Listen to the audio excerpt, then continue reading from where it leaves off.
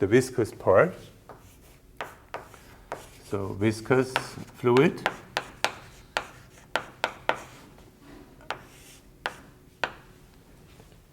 Momentum conservation is the first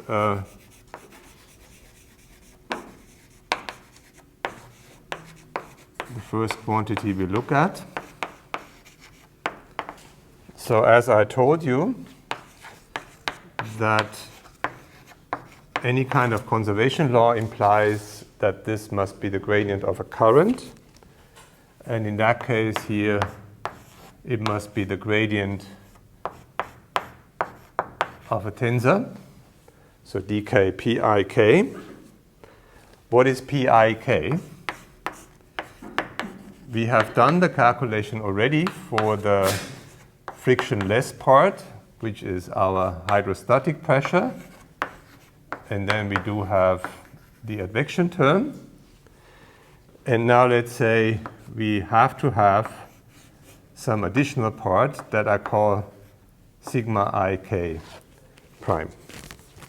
And it's the tensor that comes from dissipative contributions. Okay, so due to dissipation,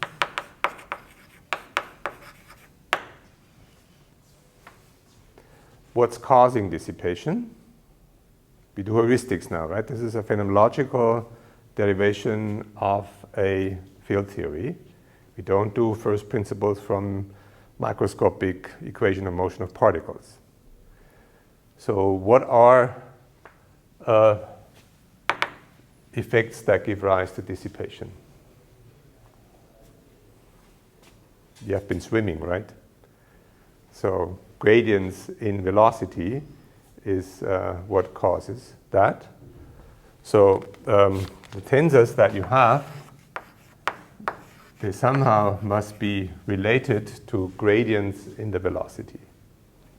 Question now is what kind of gradients do count? Because in principle, you could have constructions that are relating symmetric and antisymmetric combinations of these tensors.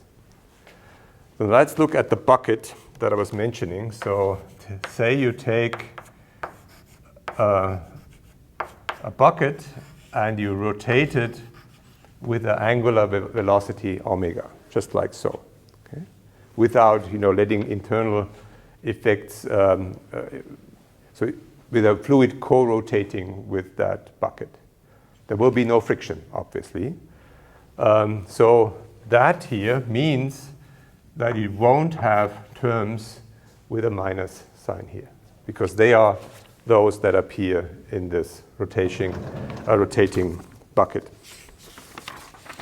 All right, so that means now when we write down the tensor, we have only a few objects that we can use. So sigma ik is now this symmetric combination times a coefficient that we call eta. That's an Onsager coefficient, an assumption of this. I'm assuming that the thermodynamic driving force, the dissipative part of my momentum flux tensor, is linear in the gradients that cause the deviation from equilibrium. So linearity assumption that's here. And this coefficient in front is an Onsager coefficient. It's called viscosity, shear viscosity to be precise. Okay. So that's an Onsager coefficient.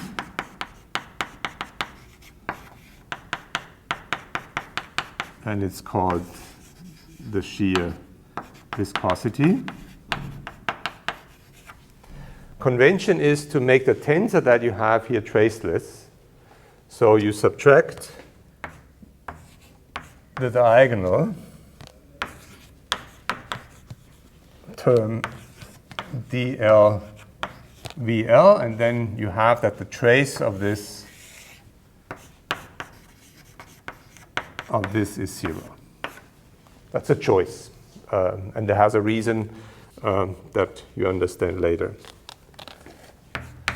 So that's the tensor you can construct. It's DI VK. There's another tensor you have at your disposition. It's not just this one. You also have delta IK. Right? There's another tensor you can use. And you can combine it with a scalar. And the scalar is DL VL. Okay? And then you still have something that is linear in the velocity gradients. And that part here is also having a Onsager coefficient. And that is now called the bulk viscosity.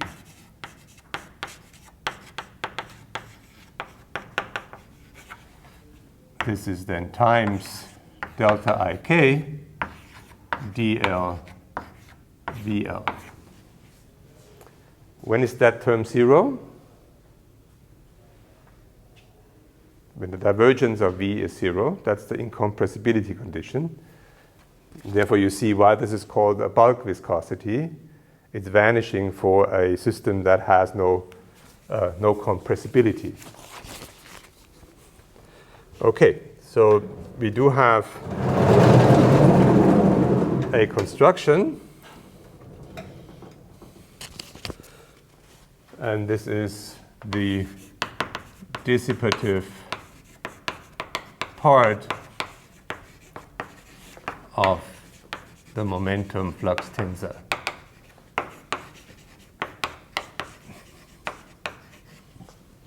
And let me reiterate. It's an assumption here that we assume this is linear in the gradients in the velocity. And you might again ask, why is that working? Well, it works. And it's amazing that it works. Okay, now let me define then sigma ik as the diagonal part coming from the hydrostatic pressure and the part coming from the dissipation in the fluid. And that leaves then the rest of my tensor to be the transport term rho vi vk. And this object has a name. It's called the stress tensor. Okay, so the stress tensor contains, next to the hydrostatic part,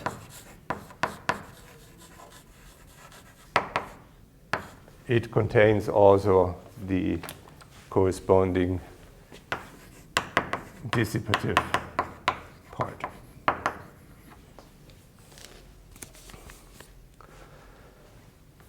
Now you can ask, what about eta and zeta? What do we know about these coefficients? At this point, they are phenomenological. I've introduced them by expanding to linear order in the gradients.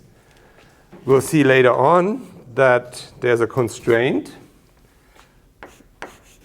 thermodynamics, and we will show this later,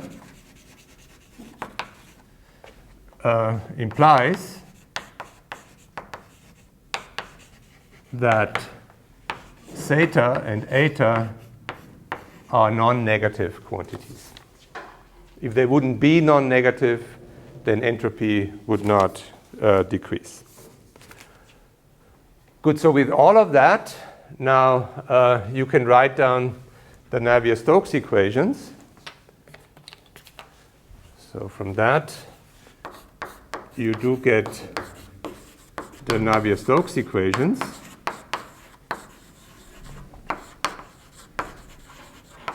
Where to be fully precise, I'm assuming that the coefficients zeta and eta are independent of space and time. And then I can pull them out in front of the derivatives. So the equation you get is rho times dt v plus v times the gradient v. That's what we already had in Euler's equation. It's the partial derivative of v, and the advection term, so it's a total derivative of velocity with time, the material derivative. And there is driving forces on the right-hand side. One of the driving forces are gradients in pressure, and the other driving forces, they all come from dissipation. The shear viscosity appears as one term, like so. So eta times the Laplacian of the velocity. And then there is another term, which is the shear viscosity and a third of the, the bulk viscosity and a third of the shear viscosity. And this is related to the divergence of the velocity. For an incompressible fluid, right, this term here is 0 because the divergence of V is 0. And then you have this simple-looking Navier-Stokes equation, which has a lot of super interesting physics to it. And if you want to learn about this, there's only one book you can read, which is Landau and Lifshitz. And when I remember correctly, it's volume 6. Beautiful book. Good. Now, we have the equations, but up to this point, we just really used momentum conservation and angular momentum conservation to use to just write down the symmetric part of it. Now we want to actually go further and look at what happens to the energy. And with that, we cannot avoid to talk about entropy as well, because in thermodynamics they are very, very closely related. So remember that we started out with asking about the change in the total energy coming from the kinetic energy and the internal energy. And we were saying that this must be the gradient, the divergence of an energy flux. And this is still true because energy conservation is still valid for the system that we look at, even in the presence of dissipation. So what should we have here on the right-hand side in addition to what we have here? So in addition to a term coming from the hydrostatic mechanical part of the force and the convection part of the kinetic energy. Well, we already talked about mechanical forces, so let's write it down and then see how this comes in. So for the mechanical part, there is mechanical work that the fluid element is doing or is done on the fluid element. And this is minus the integral over the surface. And here I write it out. So surface element times the normal vector, sigma chi a vi. And what this is doing is just generalizing what we had earlier. There I talked about the pressure as being the mechanical part. That's hiding here in this equation as well. And now I write out the full tensor, the full stress tensor. So when I do that, this is then the same as the part that we had from Euler's equation, meaning from the frictionless part, the hydrostatic pressure times the velocity minus the dissipative part, sigma ki prime vi. Okay. So that's one part that should come in, because we now, in addition to hydrostatic forces, we have these dissipative forces that act on the fluid element. Another part that we expect to come in, and I'm really just writing down what we expect to be the case and then see how we can relate this to the actual calculated expression of this. Because we know all these quantities, we can just use the Navier-Stokes equation and mass conservation and thermodynamics to calculate the left-hand side. And here I'm just writing out a few terms that have an obvious physics interpretation. So there's also a current which we would call a heat current. Again, this is using phenomenology, so I'm arguing in terms of thermodynamics. When you expect heat flux if the temperature is not homogeneous in space. This is non-thermodynamic. So that means if there's a gradient in temperature, there must be a flux associated with it, and the flux must be such that the system is driven back to thermodynamic equilibrium. So there must be another Onsager coefficient. Let's call it kappa. So it's an Onsager coefficient for heat. This here is a famous law. It's called Fourier's law. It's in a similar way constructed as Fick's law, and you have to put a minus here because the kappa later on turns out to be positive, and it must be because otherwise the heat flux would not really lead back to thermodynamic equilibrium.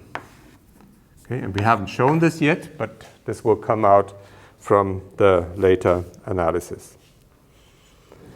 And it has a name, so this is the thermal conductivity of my system. So in total, what we would write down as what we expect the energy flux to be is a transport term. That's the mass flux times the part coming from the kinetic and the internal energy. Then we have a mechanical part, which is the stress tensor multiplied with the velocity vector. And we have minus kappa gradient in temperature.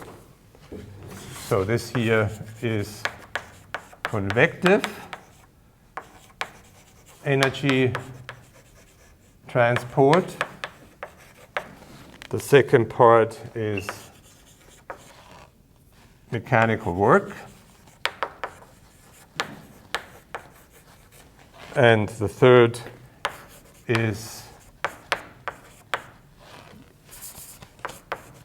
current in the energy coming from the heat transport. Questions?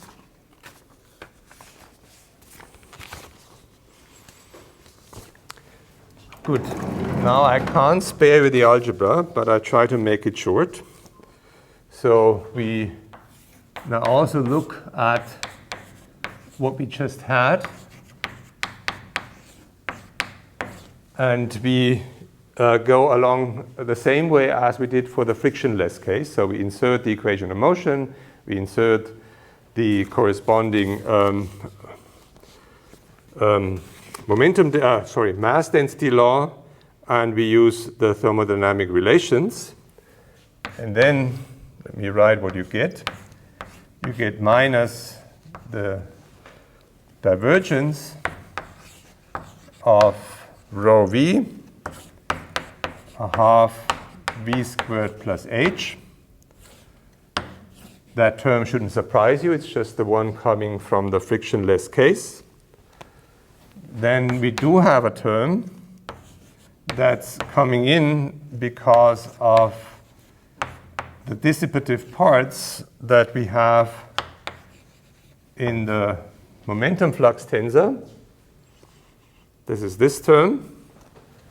And then we have a term that we also know, it's the same as before, dTs plus V nabla S bracket.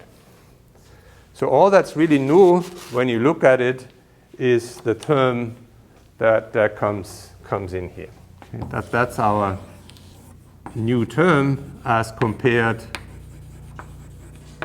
to the frictionless case.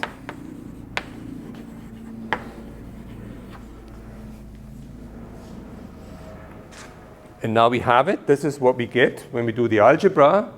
And what we now want to do is we want to compare what we have here with the expression we got up there.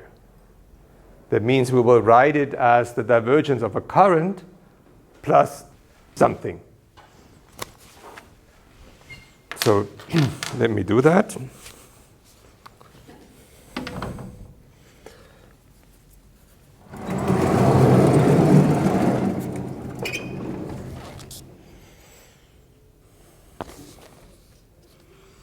Okay, so let me rewrite that as the divergence.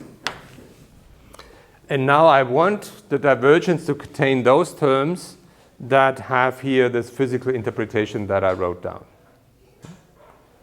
This is not unambiguous. I can add and subtract terms that have a divergence of 0, but these are the most natural ones because they have a direct physical interpretation. So I write here the frictionless transport of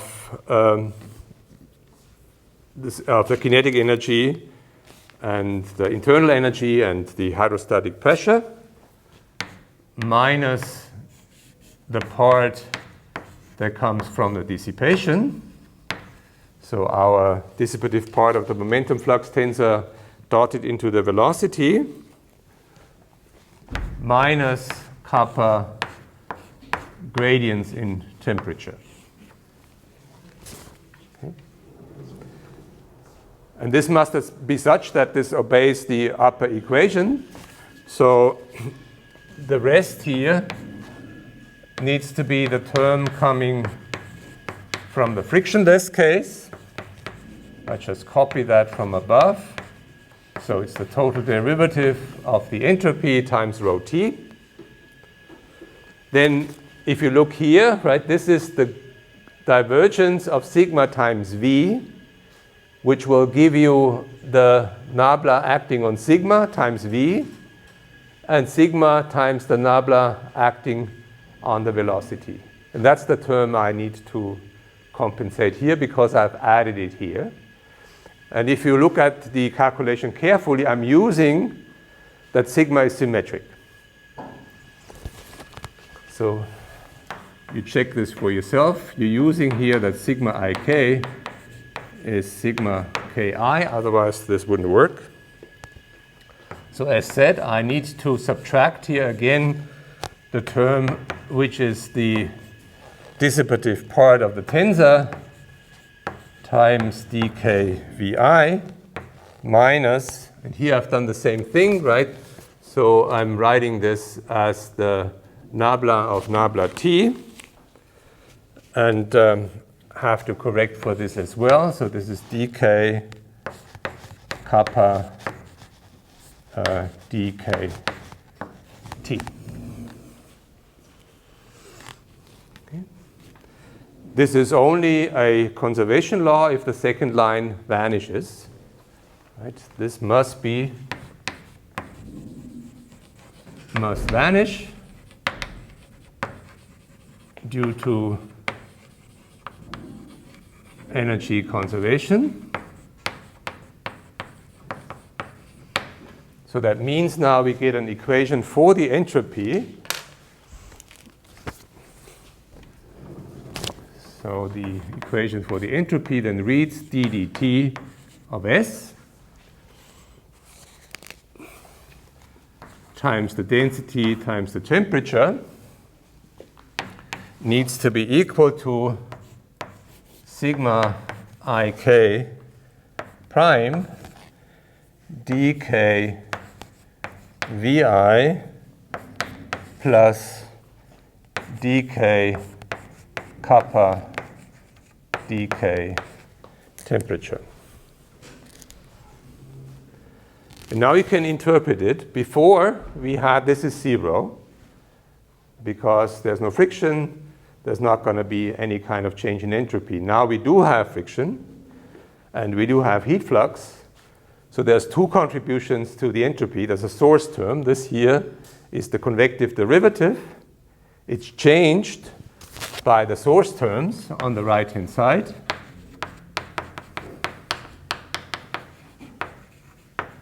And the source terms are mechanical friction and heat transport.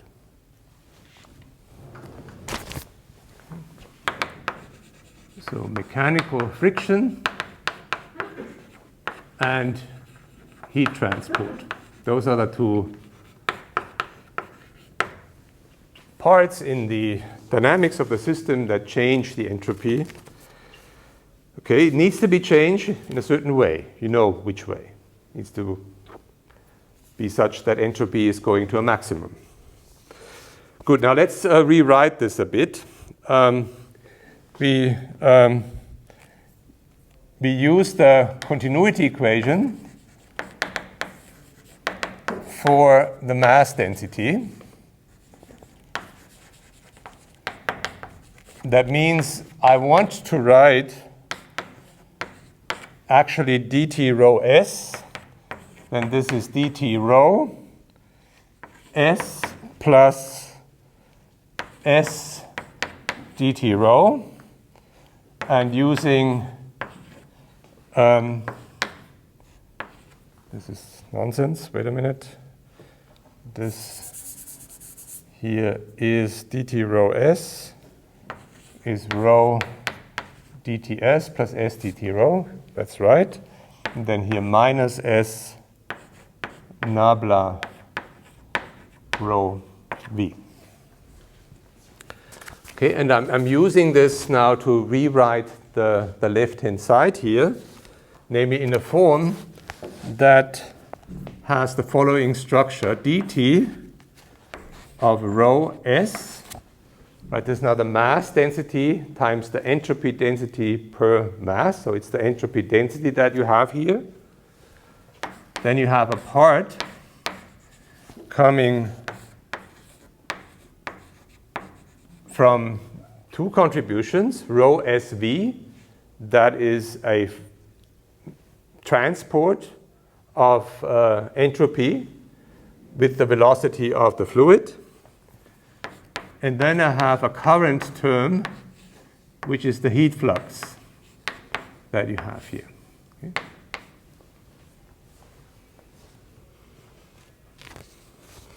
And on the right-hand side, and this is the important part here, on the right-hand side of that expression, you do then get a very characteristic structure. You get a current, the heat current here, times a thermodynamic force, which is the gradient of 1 over T. This is a thermodynamic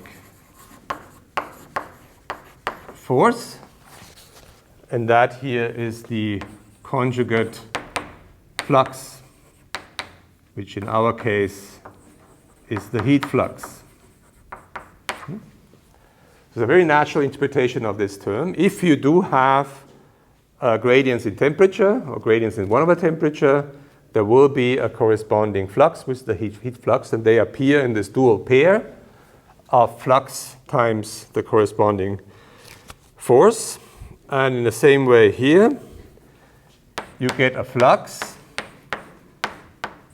which is sigma prime, and you multiply that. Now this is a product with another tensor. That's a dyadic of V. So again here we have the thermodynamic force, which are the gradients in the velocity. And the response of our system, the current implied by gradients in the velocity, is the momentum flux. That's the conjugate flux. And this is the momentum flux.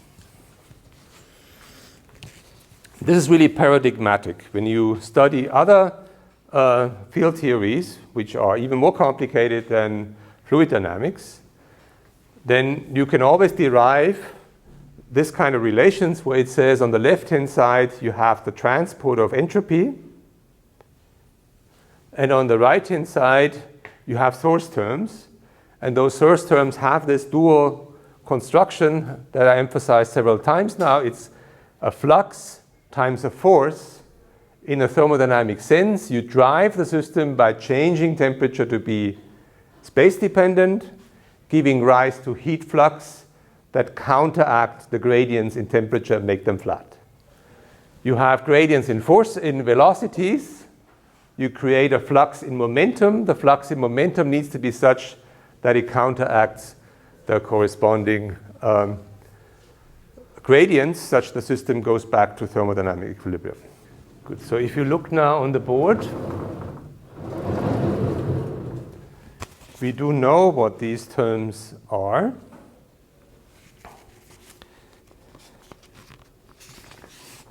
Was this sigma or sigma prime? Sorry, I think, yeah, I did do this. This is a prime here.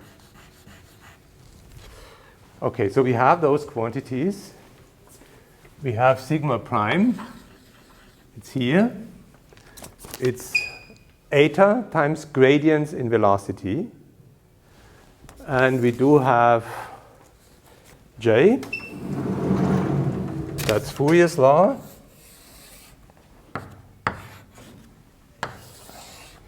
It's a coefficient times the gradient of temperature.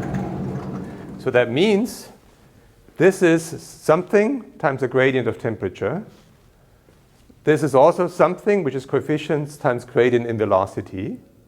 So that means these two terms are quadratic in the gradients in temperature and gradients in velocity, right? And you can write this out, what this is.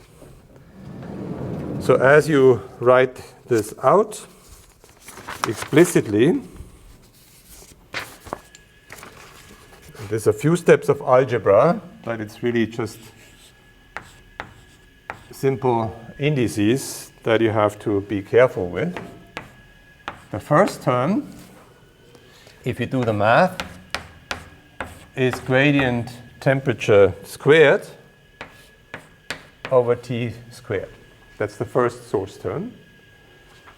The second source term, if you multiply out all the tensors, is 2 eta over T.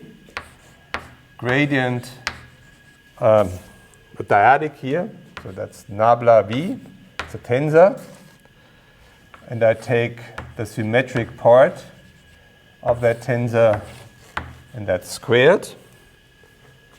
And the last term is theta over T.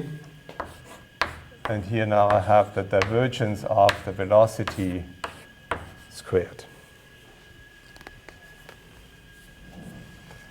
And this is just the symmetric part of the tensor, symmetric and traceless part of tensor di vk.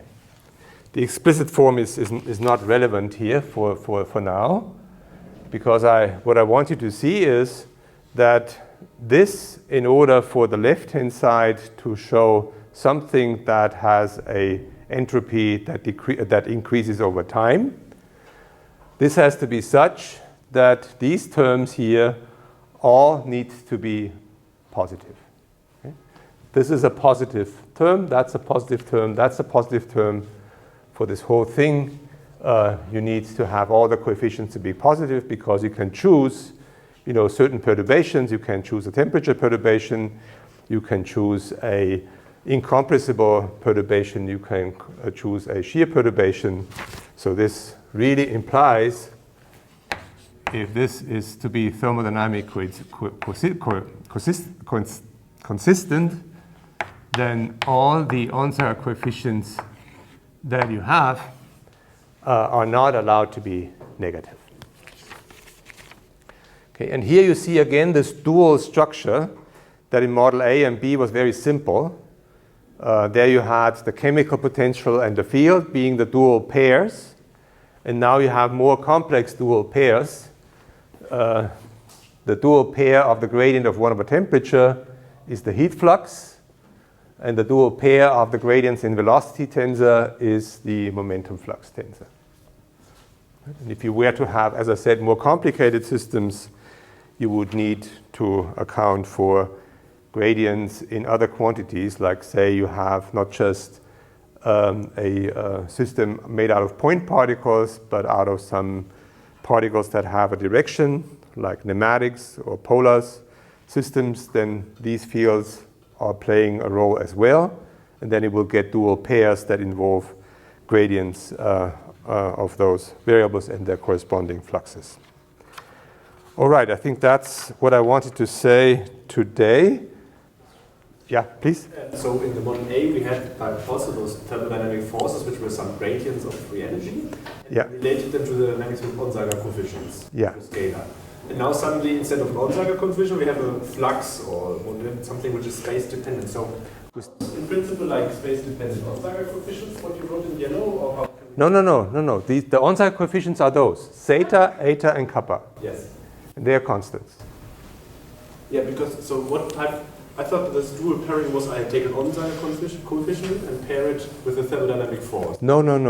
The dual pair is coming from the structure of the free energy.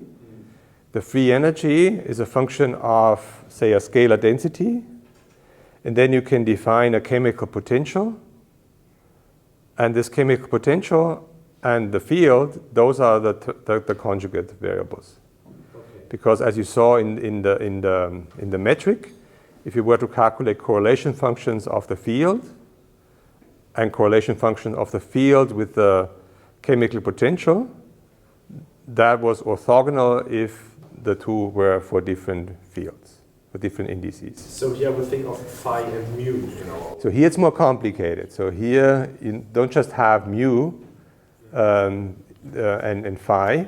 So here the grade, so before in model A, let's talk about model B. Maybe it's the better way to relate. So model B is the direct analog. In model B, the thermodynamic force equals the gradient of the chemical potential. And the currents that you have, then J is minus L times the gradient of the chemical potential. And then if you were to calculate the entropy production for that case, you would see you multiply this current with this thermodynamic force here, and then you conclude that entropy is increasing if the Onsager coefficient that you have here is positive. And maybe we should do this in the problem set so you see how this works out in detail. It's much simpler than that, right? It's just this single thermodynamic force, because in the simple system of just a single density, the system wants to have spatially homogeneous chemical potentials.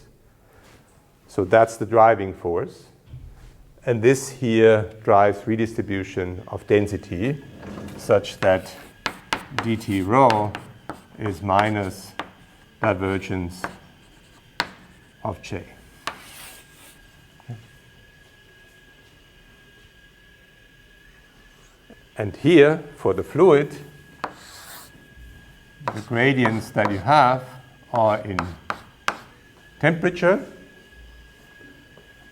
and the gradients in velocity, because T wants to be uniform and V wants to be uniform in that case.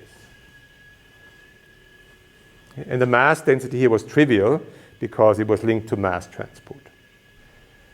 Reason being that now we do momentum conservation and take this all very seriously, while in the Model B case, this was an overdamped case, and you don't talk about momentum here at all, right? So the flow is coming from this relaxational dynamics and not from a dynamics that obeys all the various conservation laws.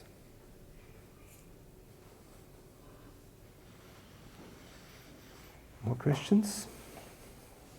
Good. So what we do tomorrow is if you look at this carefully, there's no noise. So where's the noise? It must be there. And we can again relate the noise to the Onsager coefficients. And to prepare yourself for that, maybe you look again at this chapter where we talked about Onsager theory with the entropy formulation. So remember there, I looked at the entropy, and I will use that tomorrow, really one-to-one, to rewrite what we have here in this Onsager language. And then we will immediately see what the noise coefficients will be. All right, see you tomorrow then.